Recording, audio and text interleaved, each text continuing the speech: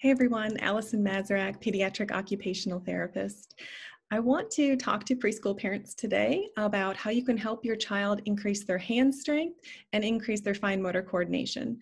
So why do we want our children to have these skills? These are the precursors to be able to perform handwriting, hopefully next year in kindergarten.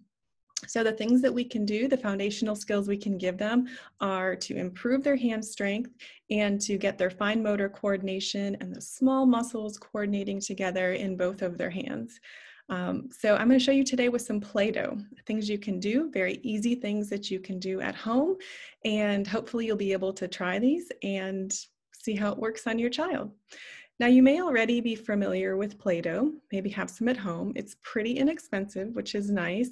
There are some DIY methods out there to make your own Play-Doh, so you can do that as well. But today I want to show you how to do just a couple things that might change your approach to working with your children in Play-Doh. So actually, before we even get started, I do want you to have your child get the Play-Doh out of the tub on his or her own. This is really hard for kids. So even just taking the top off and then gathering all that Play-Doh can be really tough in itself. So when you do activities with your children, think about taking it out and also having them put it back, because those are really parts of the whole activity. And oftentimes we do a lot of setup for our kids. So really think about starting there.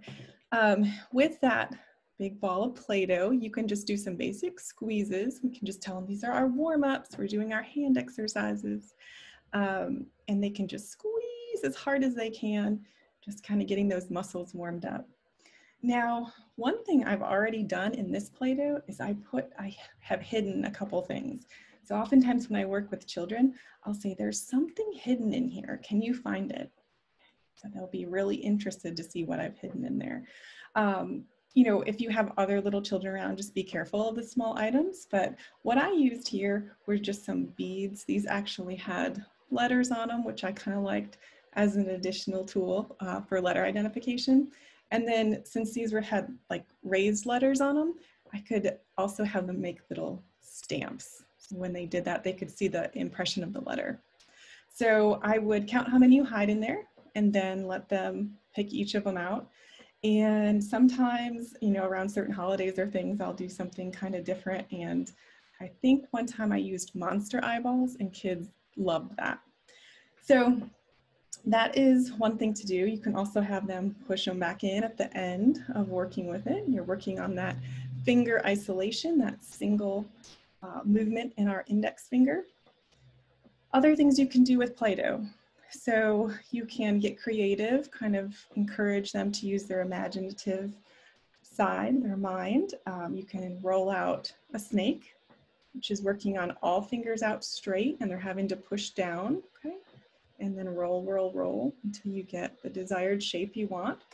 You can pinch the snake all the way down, thumb and first finger, pinch, pinch, pinch. And you could also make little balls of cookie dough, whatever you like to squish. So you can squish this way, thumb and first finger, or go back to your ball. You can put it in between your fingers and squish. So it's kind of like, I call it a scissor pinch, right? So those are really getting the tiny muscles in there and strengthening their hands. One other thing we can do, which is pretty hard for kids, but I do want to show you if you want to challenge your little one a little bit, is maybe take about half the Play-Doh and you're going to roll it out kind of to a log or a snake shape, and have your little one put all their fingers right in the center on that log. You're going to wrap the Play-Doh around so it meets itself on the other side. Now your fingers are in a cage. They have to escape. How could you get them to escape? So you want to encourage your child to spread your fingers apart wide. It's actually pretty hard to do. You might have seen my hand shaking there a little bit, but that's really good work for their muscles in their hands. Okay, so I'm hoping that you've gotten some ideas from this short video and that you can do some Play-Doh activities with your child. Bring in some other toys even, let them do stamping into the Play-Doh. A lot of Play-Doh kits come with scissors or tongs or just, plastic tools like spatulas. And those are all really good to get their kids moving their hands, thinking about fine motor coordination, playing, which is most important, and sometimes being really imaginative, using new words and language. Play-Doh is a really great opportunity to do all those things. So try it at home. Let me or your preschool teachers know what you think. And if you need more ideas, I'm here. Thanks.